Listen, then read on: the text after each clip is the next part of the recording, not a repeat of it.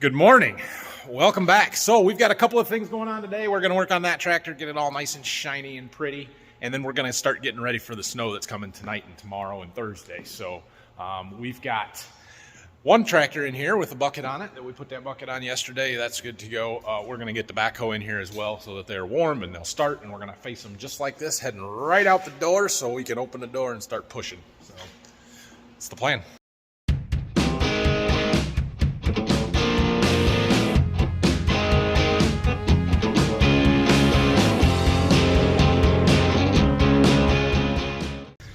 So before we get started working on that tractor, check it out. We've got a delivery today. Look at this. That's our new barn, or at least part of it. Oh yeah, there's some steel over there. Sweet. We'll take a look here. So this building that we are putting up here in my seed warehouse, and the one that we're adding on to, our K building is the brand. They're a hybrid steel truss wood purlin building. So these are the roof trusses, I guess.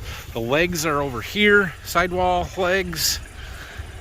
They're kind of tapered, and then they use wood between them to hold everything together. So the posts and the rafters or roof trusses go on 16 or 15 foot spacings. We've got some end walls and some other stuff. There's a header for the doorway, that kind of stuff in here. But yeah, this is cool. We've decided to put the lumber inside for the next few days, but 2x8s, I assume those are for the roof for heavier snow loads. 2x6s, those go in the walls. Yeah, you can see what it looks like. Look at the walls in here. I do not know for sure when they're going to come to put this building up. I had heard that they were finishing a job like a week or two ago in a town east of here, and then they had one more, and then they were coming here. But I can about guarantee you that by 2 days from now, there's going to be 4 foot of snow drifted against our concrete wall inside that building. So I don't know. We'll see. Hopefully within the next 2-3 weeks, we'll have a barn. Moved, rearranged, time to shine. Quick note before we get going. I'm dragging a little bit this morning. You want to know why I'm dragging a little bit? I'm going to tell you why I'm dragging a little bit. And Brock's not here to defend himself, but I'm going to...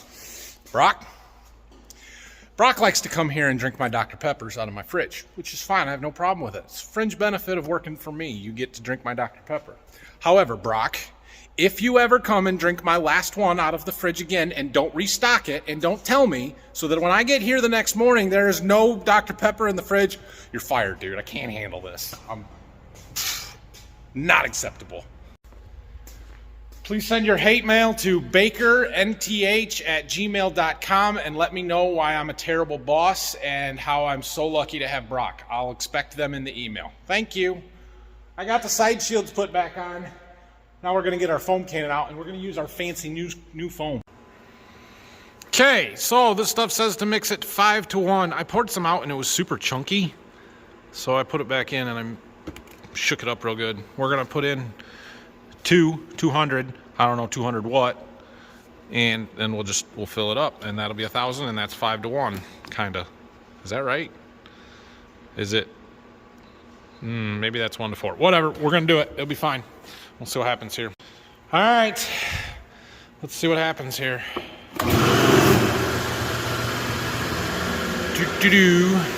Start with a tire until we get it adjusted. Oh, it's foaming. It says to start on the bottom and work your way up, so we'll do that. Holy cow, that's thick. Wow. Impressive. Well, I am certainly impressed with the foaminess of this foam. We'll see how it does cleaning, but wow, that was cool. So we're going to give it a quick wipe down on the sheet metal, at least, the windows. And then we'll give it a rinse.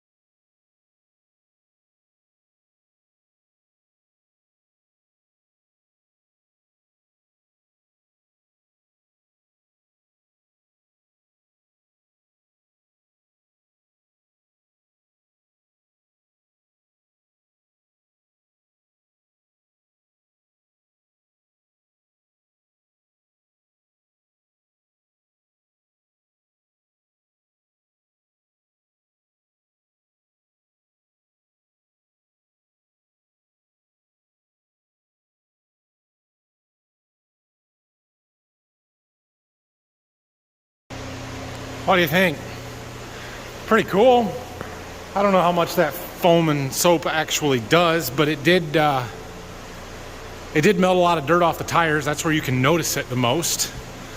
So yeah, she looks pretty good. We're gonna let it dry just a little bit, where there's no sheeting action to that whatsoever. And a little bit on those side shields, but anyway, we're gonna let that dry off just a little bit, and then we're gonna hit it with our spray ceramic stuff, dry it off, and then we gotta wash windows, and well, we gotta wait for that cab kit. So yeah, that might be as far as we make it on this one today. Okay, well, that spray on ceramic goes on pretty quick. It's you just spray it on and wipe it off. It's not hard to do. It's a lot easier than waxing, which is part of the reason why I like it. And it looks pretty good. It looks really good. So we're gonna keep letting it dry off. We'll hit the plastic stuff with that plastic restorer. I might even tire foam the tires on this one just for the heck of it. And then we wait for our cab kit to come. It looks good. I'm going to lunch, run a couple of errands. When I come back, we're gonna finish that tractor up, and I need to bring my Chevy truck in the shop and do a little work on that this afternoon. I might drive it when it gets snowy the next couple of days. It might be better in the snow. All right, I brought my truck in here. We've got some headlight bulbs to replace and check some wiring, because there's no reason that I should be blowing bulbs so often on that thing. But first, we're gonna finish up on this tractor. We'll spray a little of our plastic magic on there.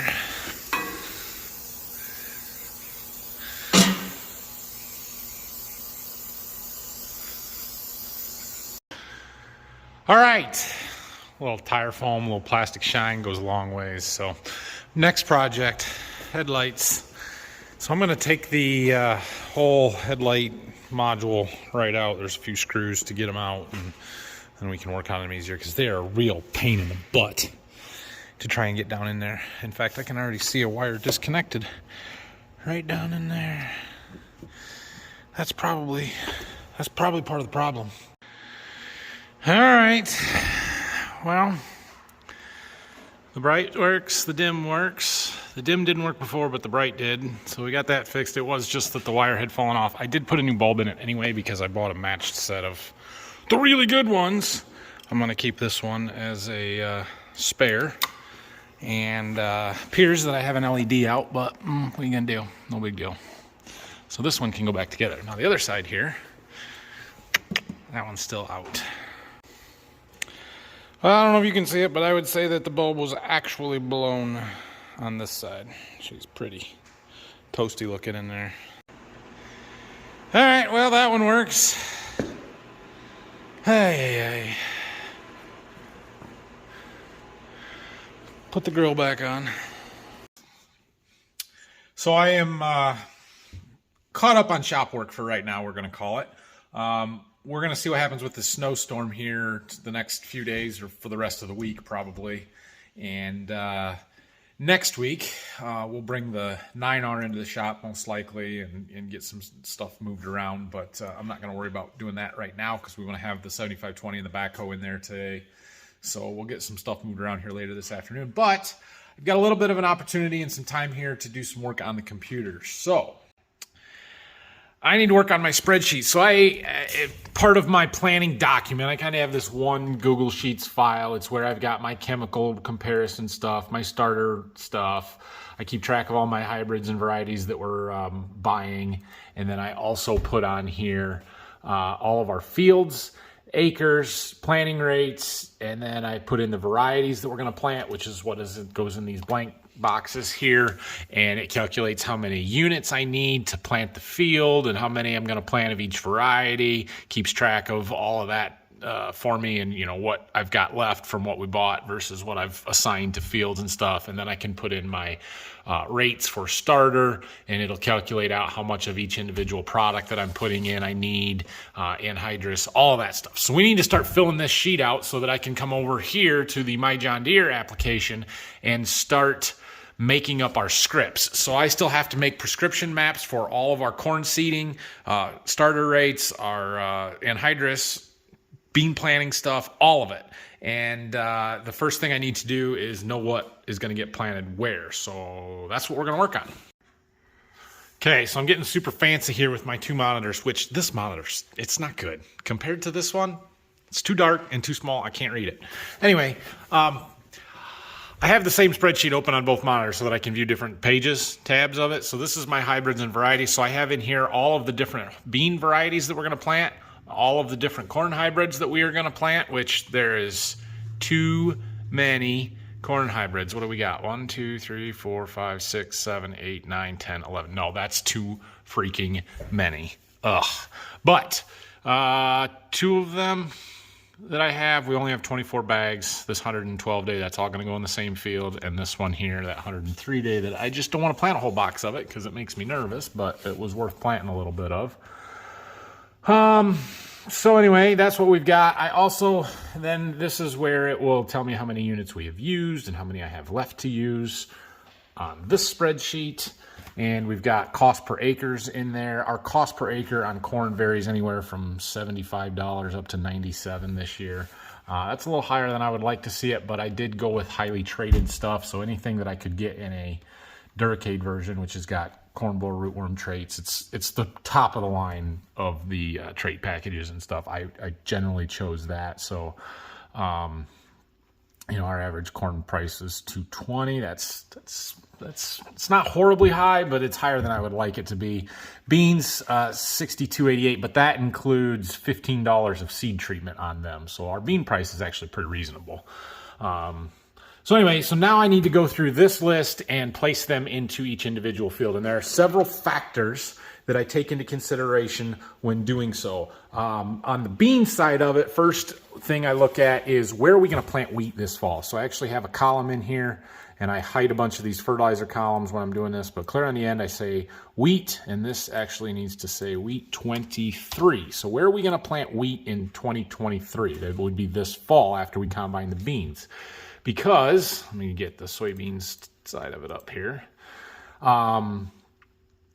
We need to plant our early soybeans there. So I'm going to come over here and I'm going to go to this maturity column, and basically anything that's a 2.8 or earlier, 2.2, 2.5, 2.8, maybe the 2.9, I'm going to plant in the fields that we intend to put wheat in. That way we know that they're going to be the first beans that we combine, and we can get the wheat planted relatively early, late September. And so that's an important factor. And then I start narrowing it down by, all right, I know this variety needs to be on pretty good ground. This one can take a little bit more stressed ground. Trait package, they're all the same except for this 1-3-4, because that one has just been so good that I felt the need to plant it. And so keeping those separate a little bit is a factor. You know, this 3.3 doesn't have the greatest defensive package, but the 3.1 and the 2.9 do. So put this one where we're less likely to see major disease problems and that kind of stuff. And I kind of place them as best I can to fit the field and the situation that they're going to get planted into, and where it will make each of those thrive. And then I do the same thing for the corn. Where do we want to harvest first? Where do we want to have drier corn, because we might haul it straight to the elevator versus bringing it back to our bins to run through the dryer? You know, what are we going to plant down to Berkey, where our drying capacity is not quite as good as the one here at Waldron? And so do we want drier corn down there? If we're going to plant wheat down to Berkey, we need to have early beans. So then we're probably not going to harvest the corn at the same time. We're going to have to make 2 trips. So maybe I can plant fuller season corn. Or like if we weren't going to plant wheat down there, I would plant the full season beans and the early corn so that we can finish beans and start corn there and do them all together. So there's a lot of little factors and considerations that go into this. And yeah, so anyway, I'm going to start working on that. I think I'll start with the beans since I've got that all brought up, although I don't know where all we're going to plant wheat. So I might not be able to do beans until I talk to Dad and Phil and we kind of make a plan for that, but I can at least narrow down the options a little bit, and we'll go from there. Okay, I've printed off the list of our soybean fields for this year with the options of where we can plant wheat this fall, and I went back and looked the last time each of those fields was to wheat, which helps us decide where we want to put wheat now. I picked a few, and I need to ask Dad and Phil what they think on some other stuff, especially about wheat down to Berkey. So I've moved on to corn, and I'm just going to talk about this first one a little bit. So this field right here, 17-1, 173.8 acres. That's our irrigated field. That's where we set up that traveler and pump all water all summer when we need to. And so I have intentions of pushing the crap out of stuff up there, and I have 3 hybrids. I really have a 4th one that I would kind of like to plant up there, but these ones need to go up there. And so that's what I'm going to do. So I have 24 bags of this 112 day. I have 45 of this 110 day. And then we'll finish the balance with this 11V76 that I can plant anywhere. So I need, based on a 36,000 planting rate, which this number will get refined after I make my prescription maps through my John Deere, but I just want to get it close right now. And based on that and the acres, I'm going to need 78 bags of corn up there. I've got 79 assigned to it, which leaves me with a positive 0.8. That's pretty darn close. That should do it. And if we're off by a bag or two, it's not the end of the world. So that's what we do. So then this 17.3, that's a little 13-acre piece that's on the corner. We don't irrigate it, but I'll plant the same hybrid up there. So I'll put this 11V76 in this first column, and then just, 5 bags. And between the two of them, it should balance out to 0. And yeah, we're good. All right, well, there's the corn, and I've got a pretty good plan here. It's likely this will change. This sheet that I made last year, it changed day 1 of planting because it was early, and I talked to my agronomist, and he's like, plant this hybrid instead, and it was not the fields that I wanted to go to. Anyway, it changed day 1, so it's unlikely that this will stay, but you have to have an idea. You have to start somewhere. And so we've done that. I am still short a little bit of seed. I have, 596 units on order. And according to this spreadsheet, I need 608. Now, what I don't have in here is my plot. So I get quite a bit of seed to put that plot in. So that'll be some of it. And then we'll use whatever leftover stuff. If I've got any partial bags left over from last year, we'll throw in one of these spots. And so you can kind of see this plus minus column right here of how much extra or under I am in each individual field. So like this one here, 1.1, but that's the field that the plot's going to go. So I'll probably actually have extra there. Like this field here, I'm 9/10 of a unit short. So if I run out a little bit, I'll just throw a partial bag in or whatever. But some of the other ones, I've got a little bit extra. Here I'm going to run a little bit short. This one here is kind of the last one that I'm almost 10 units, but that's where I'll throw in all the extra plot seed and stuff, and we'll call it close enough. Overall, across everything, we're within 11 bags of having enough, and I should get about that much in plot seed. So we'll go with it, and if we need an extra bag or two, that's the benefit of being a seed dealer, is they're sitting in my barn, I just go grab them.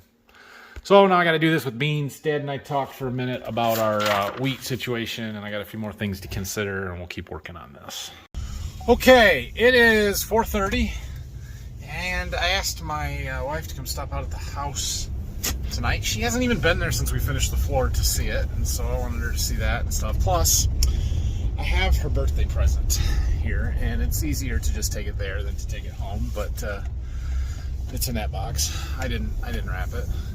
She wanted a electric fireplace to hang on the wall in our bedroom, so we got one. And her birthday is tomorrow, so happy birthday, honey. Love you. Yeah. Look, the boys are here. How's your donuts? Good. Did Mommy like her birthday present? I can't wait to see it on the wall. Okay, they're going home. Birthday cake? Oh yeah, I forgot. We gotta do that, don't we? Yeah, but you can't go in the kitchen. Can't go in the kitchen, Mama. Okay. All right. We're gonna help you. Okay, you can help me. All right, well, they're going home. I'm going to go home as quickly as possible. I was going to use the backhoe a little bit, but Dad's still out burning stuff, and it's getting dark, and he's not back with it, and now it's too late. So anyway, thanks for watching today. Have a great night. Snowstorm tomorrow. Who knows? We're probably pushing snow. I can almost guarantee it. And, yeah, questions, comments, leave them down below. See you tomorrow.